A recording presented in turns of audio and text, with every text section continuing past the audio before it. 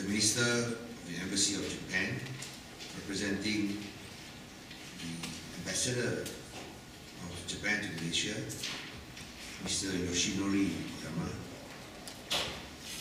Yang Berhormat Chow Kon Yao, the Penang State Exco Member for Public Transport, Dato Sri Farizan bin Darus, the State Secretary of Penang State Government, the Consul General of Japan to Penang, His Excellency Mr. Kiyoshi Itoi, Madam Vinshantini Kanasan, the Assistant Chief Secretary for Local Government, our esteemed and highly respected leaders and captains from the Japanese companies in Malaysia and Penang, and also of course members from the Project Delivery Partner for the Penang Transport Master Plan, SRS Consortium,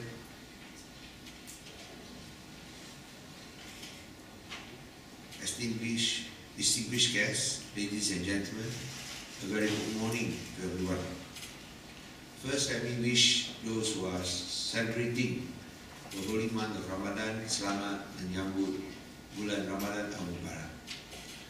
And also, of course, we want to welcome our Japanese guests representing 31 companies. I'd like to say that we're very honored to have you with us this morning.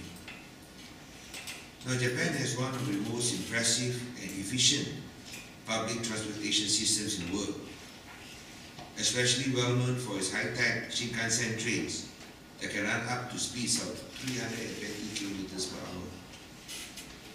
I have, of course, traveled on Shinkansen train myself, and I can vouch that it is actually very fast and very comfortable. Now, even more important is maglev technology. I think there is magnetic levitation technology that runs at double the speed of the Shinkansen. And that will be, of course, the future train, the train of the future for Japan and perhaps the world. Then Japanese trains are known for its punctuality. The average delay per train on the Tokaido Shinkansen line is only 6 seconds in 2013. How we wish that this was the delay of our public transport in Penang. I'm also captivated by Japan's rapid growth strategy, involving land creation by the sea through reclamation. You mentioned the Tokyo metropolitan area, where landfill was converted to one of the most well sought after area in Tokyo Bay. So I think that is, of course, something quite incredible. Of course, other reclamation projects, including the Kansai International Airport, the Yokohama cities, Hakejima and Wakayama Marina City. In order to create more space, land reclamation must be carried out. And of course, the Japanese government has used this land reclamation to transform their economy and of course develop the third largest economy in the world.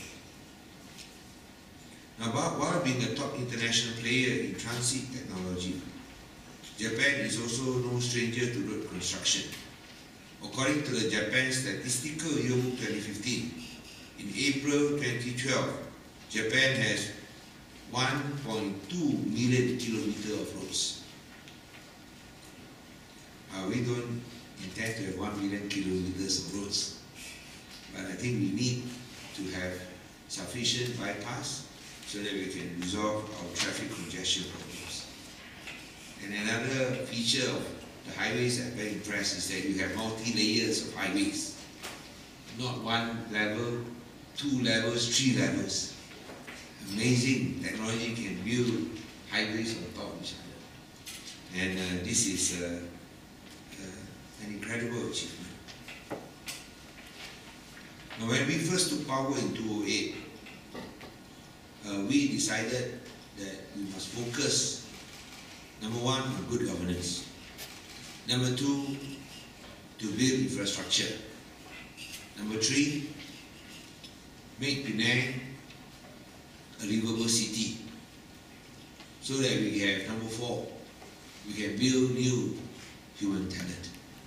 And the ultimate aim is to have a talent pool as our primary resource, primary economic resource. Penang has no natural resources. In many respects, Penang is a bit like Japan. No oil, no gas, only people. And we have to train our talents because we have to rely on our people to propel economic growth forward. But to do that, you must get your basics right. And of course that means good governance. Good governance means, to us, cat governance, CAT. Just like the Japanese cat, what do you call it? Where you can generate prosperity, the Japanese cat. Competency, accountability, and transparency. And I think that has shown success. We have recorded annual budget surpluses. We have increased our cash reserves by 50%. And most important of all, we have reduced our debt by 90%. We are almost debt-free.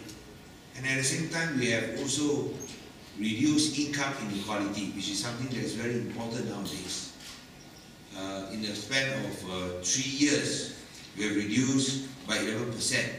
Now our Gini coefficient is 0.37%, 0.37, from 0.42 in 2009 to 0.37 in 2012, improvement of 11% over 3 years. Comparably, Japan's Gini coefficient is 0.32. So we are still behind Japan, 0.37.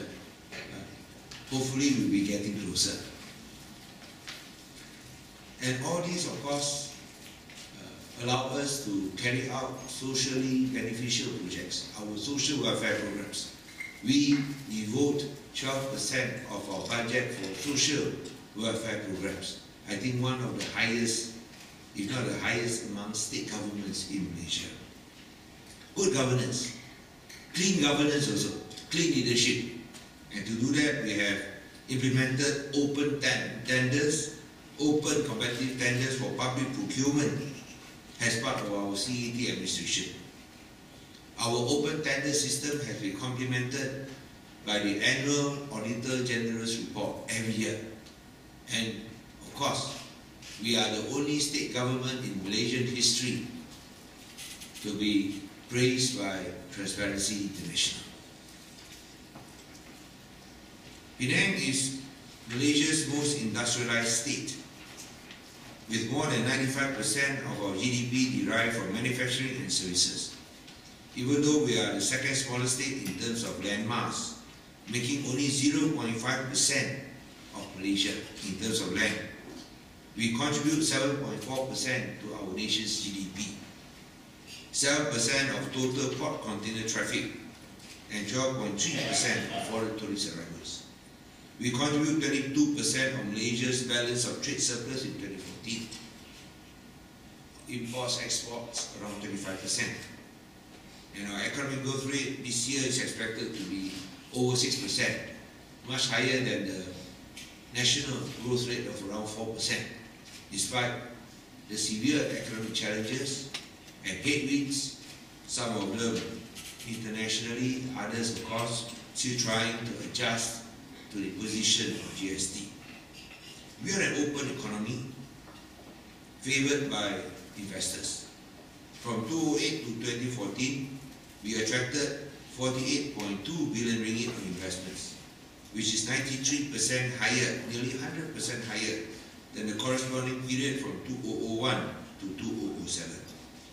We are recognized by United Nations Industrial Development Report 2009 as one of the top 10 dynamic industrial cluster locations in the world, where we have demonstrated a successful manufacturing experience amongst developing economies. Especially our electrical and electronic cluster is amongst the top in the world. For instance, Intel runs one of their global R&D hubs in Penang, with over 2,300 local engineers, all doing R&D. And Penang was Intel's first offshore manufacturing facility in 1970. And Andy Grove, one of the founders of Intel, personally came to Penang to select the site. For your information, when BlackBerry was the smartphone of choice for every business, BlackBerry was manufactured in Malaysia, in Penang. I think some of you may know that. And that shows, of course, the impact of Penang in the electronic industry. But we are also making some impact in the services sector, especially BPOs, shared services outsourcing. We have top services company now basing their operations in Penang. Of course, Citigroup, the global banking giant, has established their global financial credit hub in Penang, where it's a 24-hour operation serving the entire world. And they process 32 million transactions a year with a value of 7.2 trillion US dollars. So if we can fulfill Citigroup's needs, indeed, Penang can be one of the future global BPOs in the world. We are also the main medical tourism hub in Malaysia and houses the regional headquarters of Lee Brown, and lately we have Hemodynamics, as well as Boston Scientific, also establishing their operations in Penang. Japanese companies have long established their presence in the EAE cluster in Malaysia, primarily in the consumer electronics segments, such as the manufacture of color television receivers and multitude of audio-visual products. The consumer electronics segment contributed 0.9% of the total E&E sector in Malaysia in 2013. Total Japanese investments in the manufacturing sector in Malaysia touched 101 billion ringgit in 2015. Japan was Malaysia's largest foreign investor in 2014, with 11 billion worth of approved investments. With the growing interest towards Malaysia, Japanese companies are actively engaging with MIDA to locate their hub for regional operations and, of course, manufacturing. And we want to welcome Japanese companies, welcome all of you to come to Penang. Now, with our world-recognized E&E hub, ready talent pool, quality land and excellent infrastructure, able to accommodate your needs, especially when the Penang South Reclamation Scheme of 4,500 acres is implemented in the near future, I think Penang is ready for business. Now, in my trips, investment promotion trips to Japan, together with Invest Penang, we can see that Japanese companies have a very fruitful relationship and, of course, a very profitable experience in Penang. And it's just not business. I think Kurama-san, His Excellency, had mentioned the successful experience of 160 Japanese companies in Penang. But we want to tell you also that Penang is also a cultural hub, not just for Malaysia, but also for Japanese. We have 2,800 Japanese long-term residents in Penang. Compared to 2008, there are only around 1,600. After 7 years, it has increased to 2,800. Japanese love Penang. And they are willing, many are willing to retire here, retire in Penang, or of course, come to Penang for their holidays and for business. And now for culture. We have 3 major cultural Japanese events in Penang. One, of course, is Bon Odori. Secondly, something that we introduced 4 years ago, Yosankoi annual procession. And, of course, the latest, this is for the young people, the anime concert. I don't know whether you like anime. It's for a younger group. So we have done it twice. Last year we started the anime concert. This year we continued with the anime Matsuri concert. And I'm told that this is the largest anime concert in Malaysia. We've got people coming from all over Southeast Asia. Of course, we also have the largest Bon Odori festival in Malaysia. And we are the only place in Malaysia that does the Yosakoi annual procession. So Penang is actually very hospitable for Japanese. And with this project, we hope that this would, of course, open up new opportunities for our Japanese entrepreneurs and companies to invest in Penang.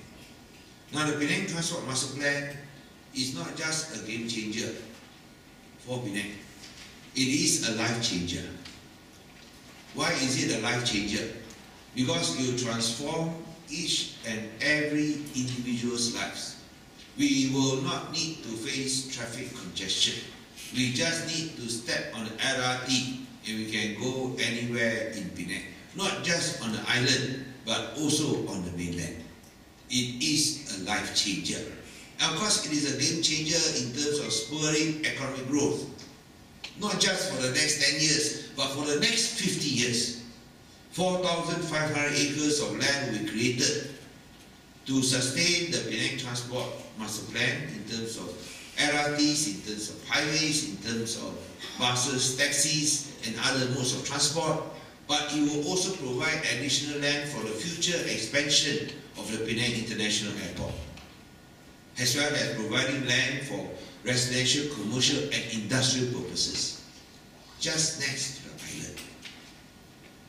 And to ensure the future prosperity of Penang for the next 50 years, it will be able to generate confidence amongst the young that there is a future for them in Penang.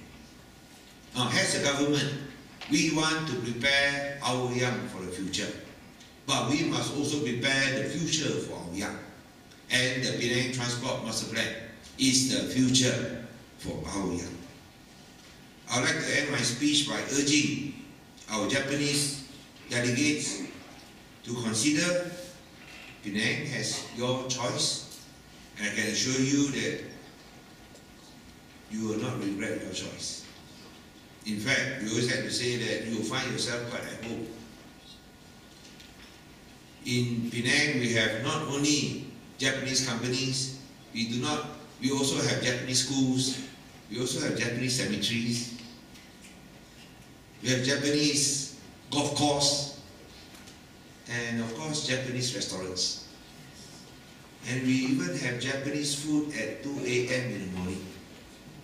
If you want to have sushi and high quality sashimi at 2 a.m. in the morning, only in Penang, in Malaysia, in Penang only, can you get good quality sushi and sashimi cooked by a Japanese chef. Of course, a Malaysian, but a Japanese chef, only in Penang. So, come to Penang,